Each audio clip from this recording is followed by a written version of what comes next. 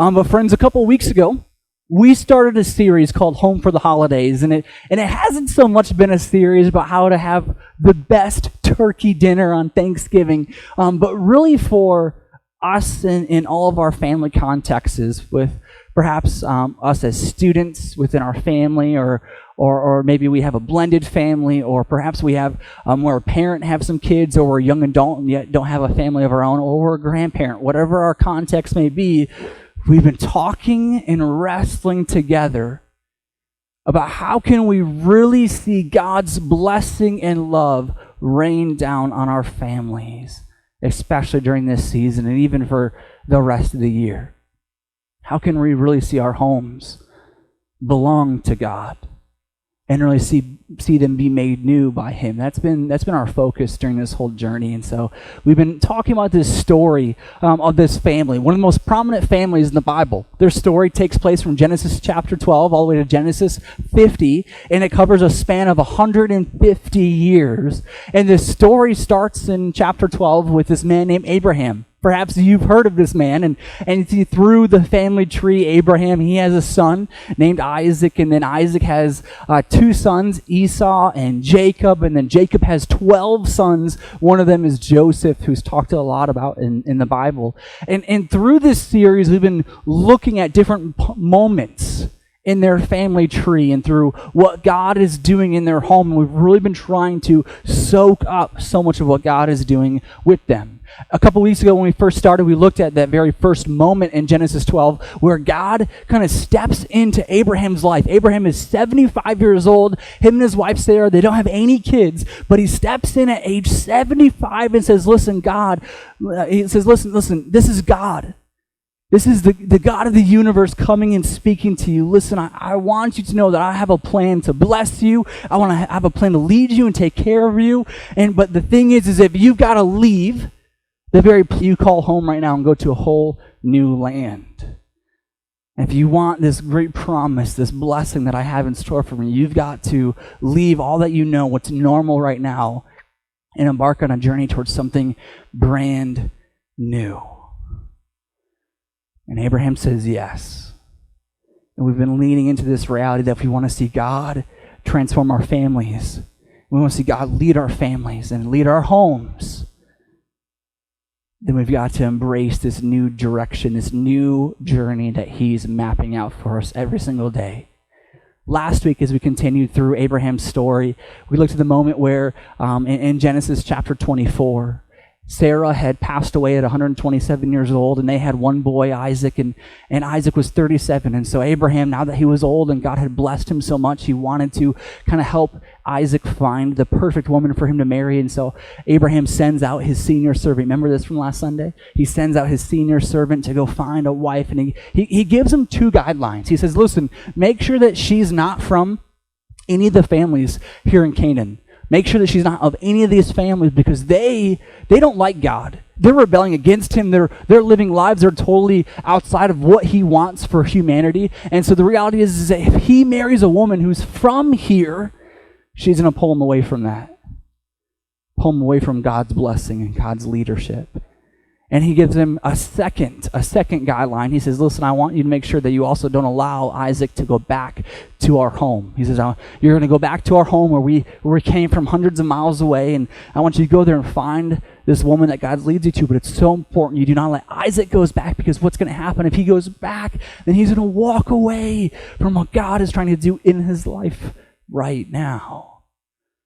And we leaned into this reality that just as Abraham gave these guidelines to kind of protect his family, to make sure that Isaac married the right woman, Abraham didn't control the outcome. He didn't try to reach his hand in and manipulate it and distort it anyway. He just simply set up these parameters and said, listen, these are guidelines that I want you to use so that we can continue to see our family blessed by God, that we can see our home stay in line with God.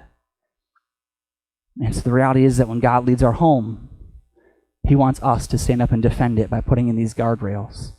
It was powerful last Sunday. I encourage you, if you perhaps weren't here, watch it online. It was a wonderful message, a wonderful conversation we got to have.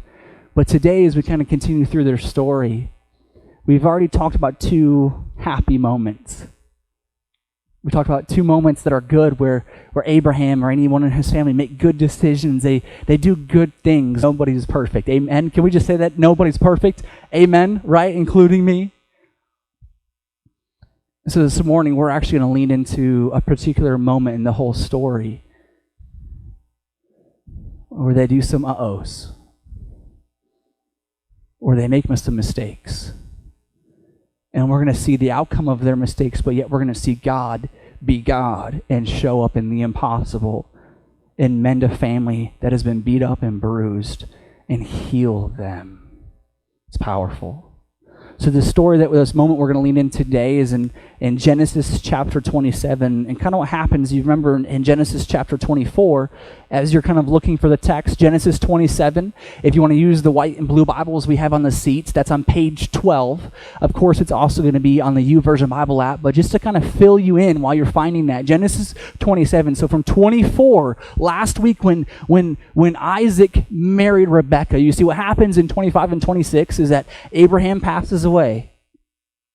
So Isaac steps in and he begins to lead the family. And then Isaac and his wife Rebekah, they have two kids. They have Esau and they have Jacob. Perhaps if you grew up in church, you maybe remember their story a little bit. Esau is this burly, hairy man. Think of a big old lumberjack, right? And Jacob is quite the opposite.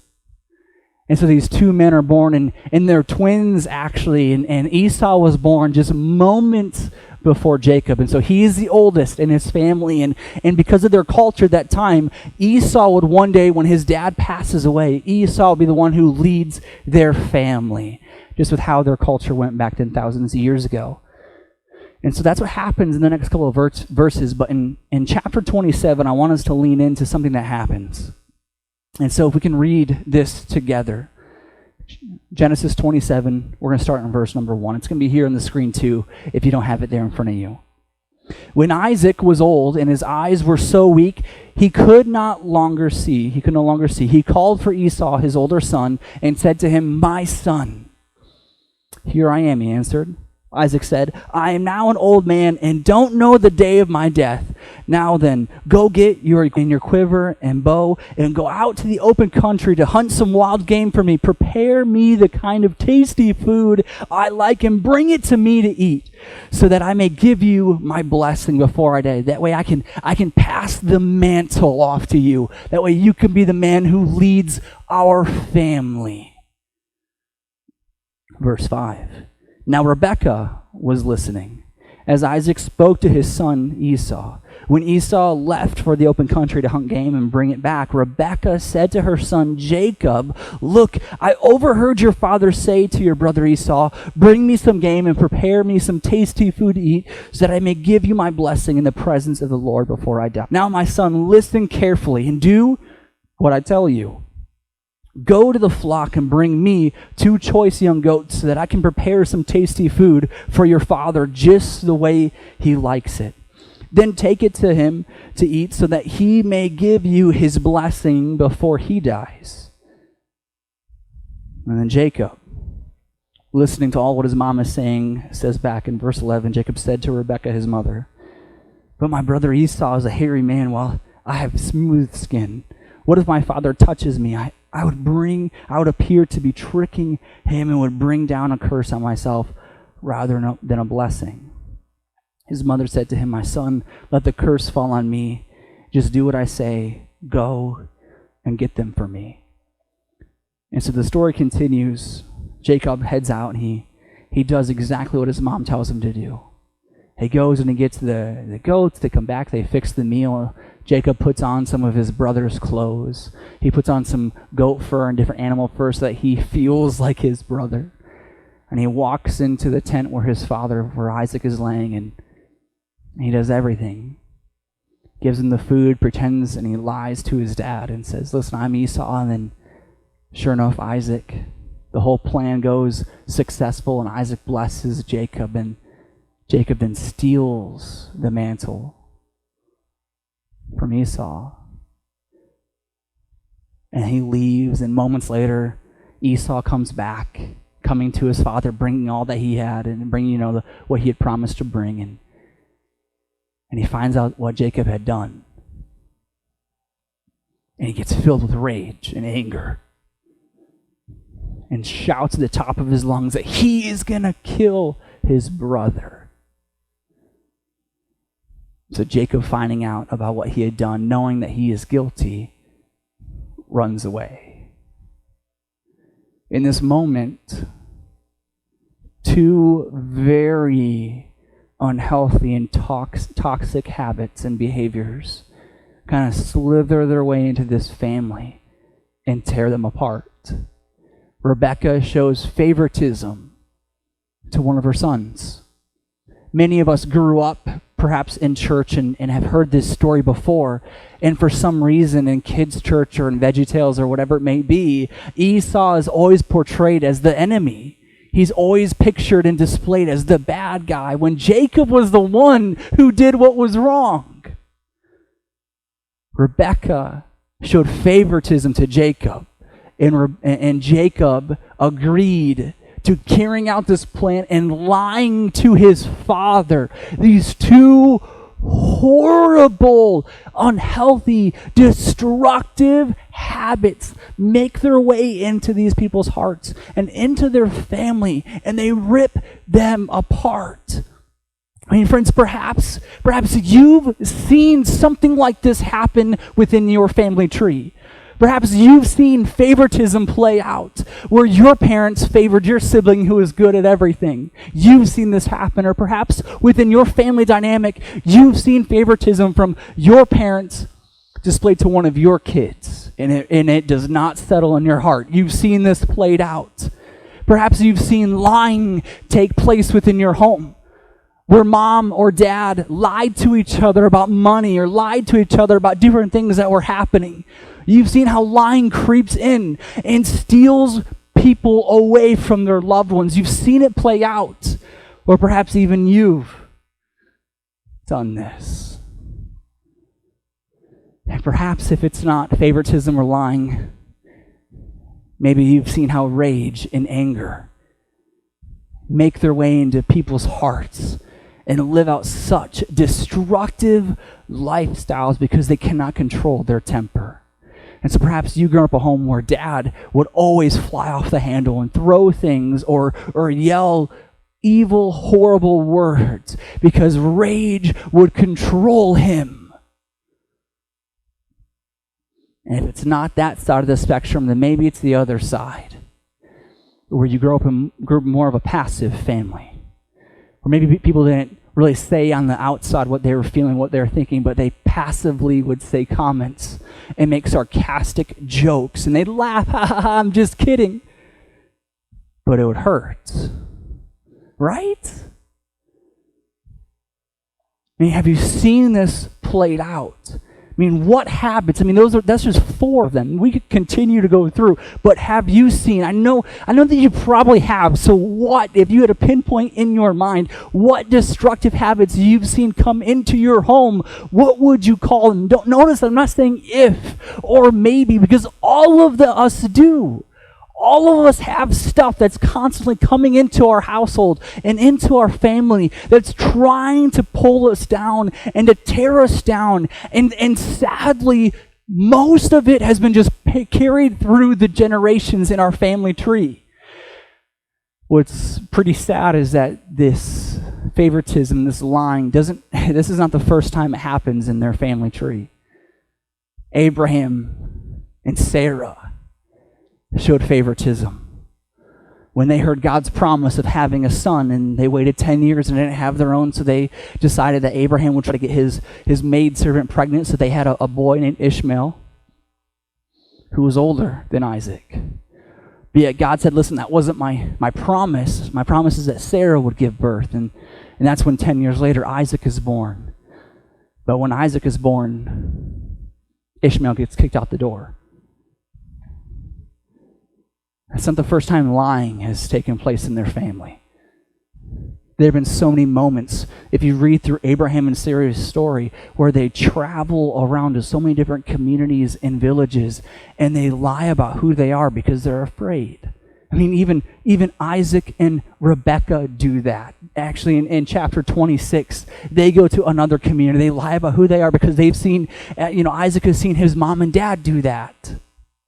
So favoritism and lying is not new to this family. And what's sad is that it's like a revolving door, and it gets passed on to Esau and to Jacob. And it's passed on, unfortunately, even to Jacob's family. When Jacob has 12 sons. And perhaps you know this story, or you've seen the musical production, and you know Joseph in the multicolored dream coat.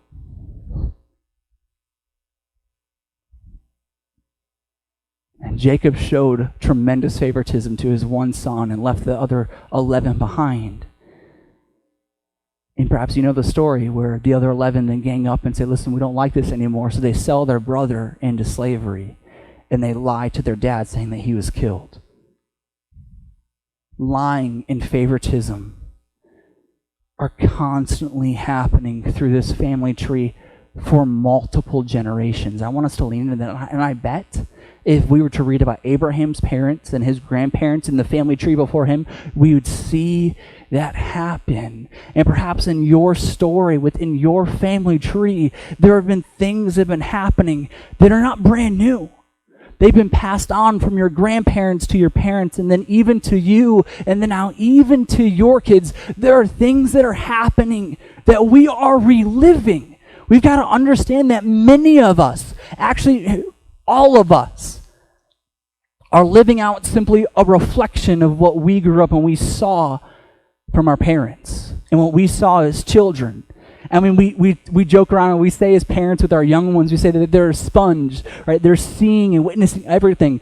Reality is that when many of us, even who are adults or who are in high school or older, when we were kids, we witnessed so much, and we are simply now living out what we saw.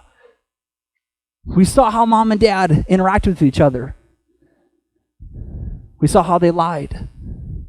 We saw how mom would hide money and do spending and make dad angry. We saw how dad was always going out and with his buddies, or he was going out drinking, or he was always out going doing what he wanted. He wanted to go fishing. He'd go do what he wanted. So many of us, when we grow up, we follow the same exact footsteps of what we see. It's like we're living a mirror image of what we saw, and how our parents interacted, and how even our parents treated us. We're turning around and treating our kids the same way. And so if dad really wasn't all that involved with the kids, if he kind of just did his thing, he brought home the bacon and that was it, then that's how most of us as dads, we grow up, and that's who we are. That's what we saw our dad do. Our dad never opened up feelings or talked about emotions or talked about what he felt, so we don't talk about it either. Or we saw how mom was always complaining to the kids, or she was always doing certain things to kids. She was degrading us with her words. And so what happens is we turn around and we parent the same way. And even for those of us who are grandparents, we tend to be grandparents just how our parents were to our kids and how our grandparents were to us. And those of us who are in high school or we're young adults and yet don't have our own family, we need to be aware of this. Because if we want to stop the revolving door of these toxic behaviors, and we really want to see God move in our family, then we've got to make a shift. If we want to be intentional about shutting all this down so it doesn't get passed on to the generations behind us, then we've got to be pretty serious about it. If we want to be different, if we want to be better, then we need to take steps forward. I know all of us in the room, if we were to go around and ask each other, do you want to be a better dad, or do you want to be a better mom, or a better wife, or a better husband, or a better friend, or grandparent, whatever, I know all of us in the room would say, yes, I want to be better. All of us would say that. I don't think any of us would be, you know what? That's not for me. I don't want to be better. You know, I kind of like being that pig rolls around in the mud. I don't want to get better. I don't want to be nicer. I don't think any of us would do that. All of us value this, yet we don't ever pursue this. And I really think it's because we've lost so much hope in how people change. We've lost so much hope in people changing because he's always been one way, and he's going to just be that way his whole life. Or she's always been one way, she's always going to be that way. She's not going to change. And we start using words like fine. Have you ever said that or heard someone say that? Like, everything's fine. Everything's okay. Everything's fine. I hate that word. But many of us use, everything's fine when it comes to our relationship with our spouse or to the relationship with our estranged adult kids or with our siblings. If we're in high school, we say that about our connection with our parents. Oh, my parents aren't really interested in my life, but it's fine. Or even as high schoolers or middle school, we don't really have a connection with our siblings. We don't have any kind of friendship, but it's fine. We use this word fine to describe something that's always been a way, and we don't expect it to change. We use this word fine when hope has completely been suctioned out of the situation, and that it will never get better. When I counsel many couples or many people through life scenarios, they say things are just fine, and that means hope is gone, and they don't expect it to really get better. Friends, I know we're hoping for more. I know we want more. I mean, we're hungry for the grass to get greener, right? We're always, especially in our culture, we're constantly looking around with these binoculars, seeing how the grass is greener over there, and it's over there, and the neighbor across the street, the grass is greener over there. In our culture, we live that way. And we don't realize that their grass is brown just like ours. And if we want things to blossom and to grow and become beautiful and become better and healthy and pure and just the way that God is dreaming for it to be, then we need to open the door for God to bring his rain and grow this grass and to change what's happening. Friends, understand that when God leads your home, he's going to make it new. As we've been talking about this reality of God leading your home, realize that when God steps in, his goal is to make it new. But for some of us, we've been going to church our whole life and home has not changed.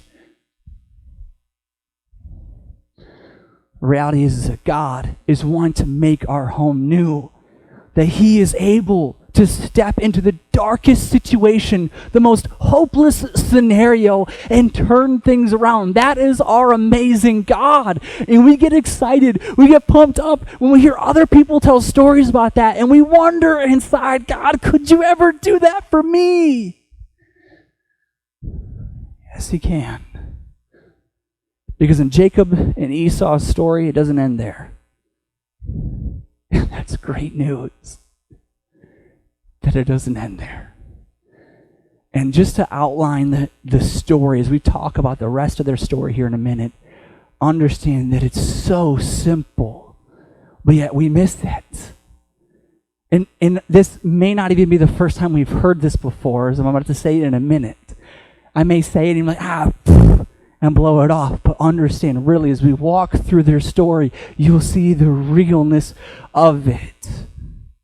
And perhaps many of us know it intellectually, but we don't necessarily bring it 18 inches down into our heart and what we desire and how we live. Understand that if God's going to lead our home and he's going to make it new, this simple process, this simple journey of being desperate for Jesus. I mean, look at this.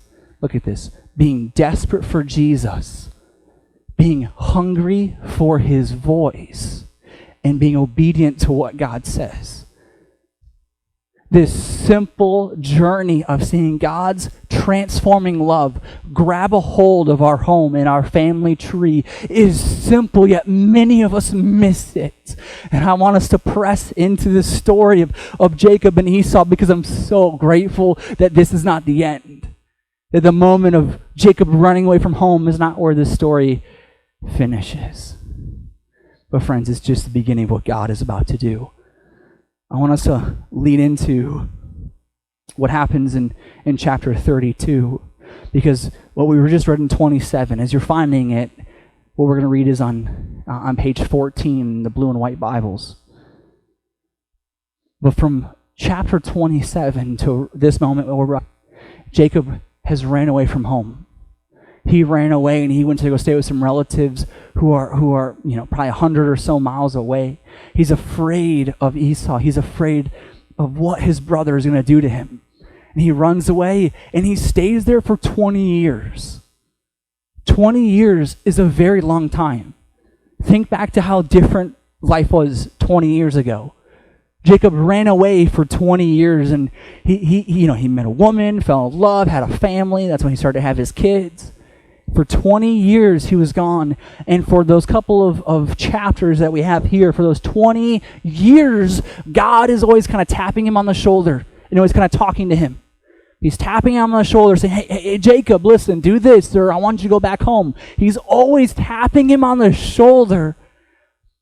And for the first time in 20 years, right here in chapter 32, verse 9, Jacob talks back. And he opens himself up to God. I'd love for us to read it together. Then Jacob prayed, O God of my father Abraham, God of my father Isaac, Lord, you said to me, go back to your country and your relatives, and I will make you prosper. I am unworthy of all the kindness and faithfulness you have shown your servant. I had only my staff when I crossed this Jordan, but now I've become two camps. I came with nothing, and now you have brought so much into my life. Verse 11, save me. I pray from the hand of my brother Esau, for I am afraid he will come and attack me, and also the mothers with their children.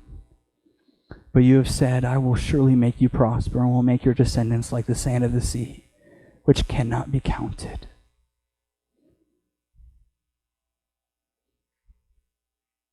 Jacob has acquired so much for himself.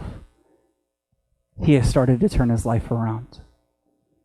He started to work hard. He started to earn and kind of build some wealth for himself. He started to kind of leave behind some of his addictions, his habits, all those things. He started to make a life for himself.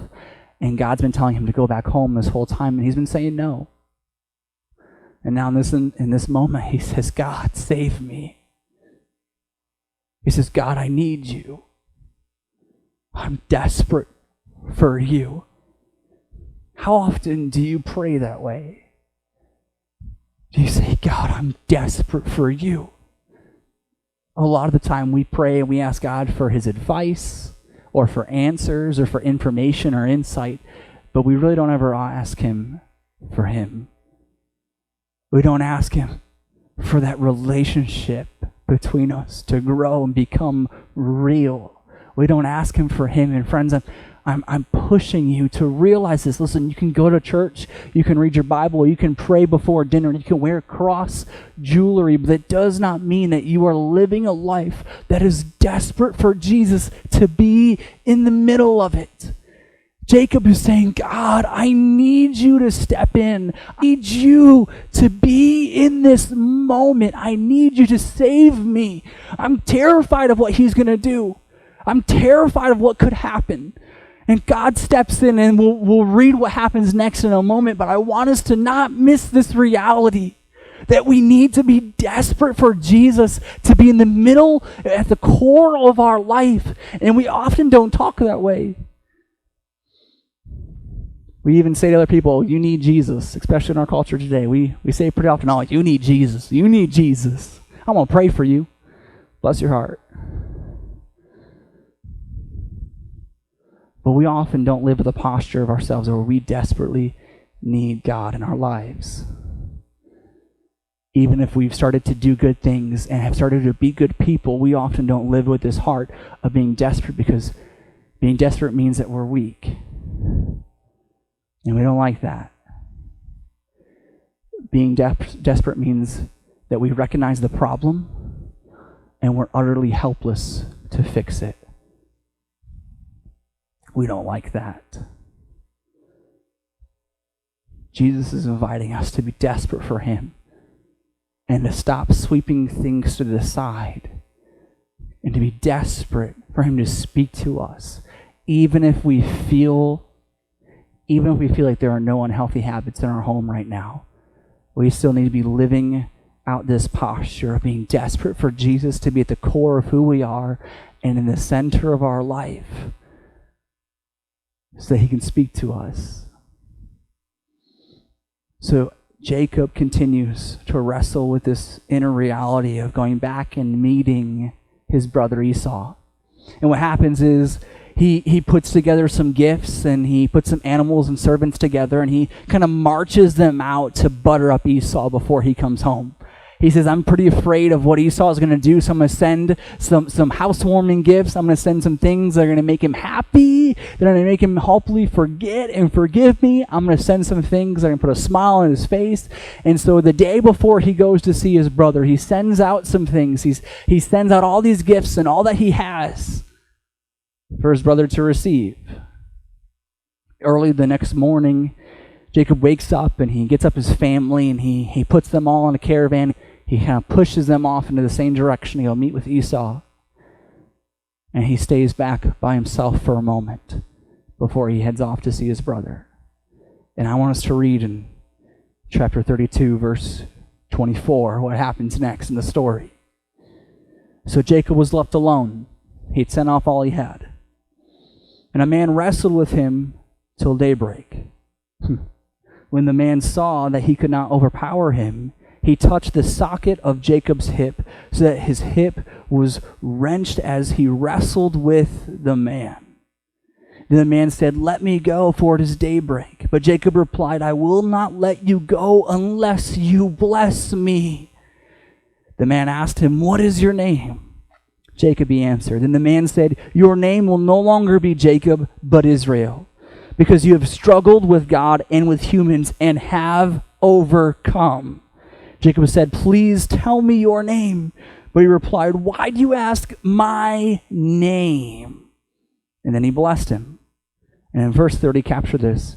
So Jacob called the place Peniel, saying, it is because I saw God face to face, and yet my life was spared.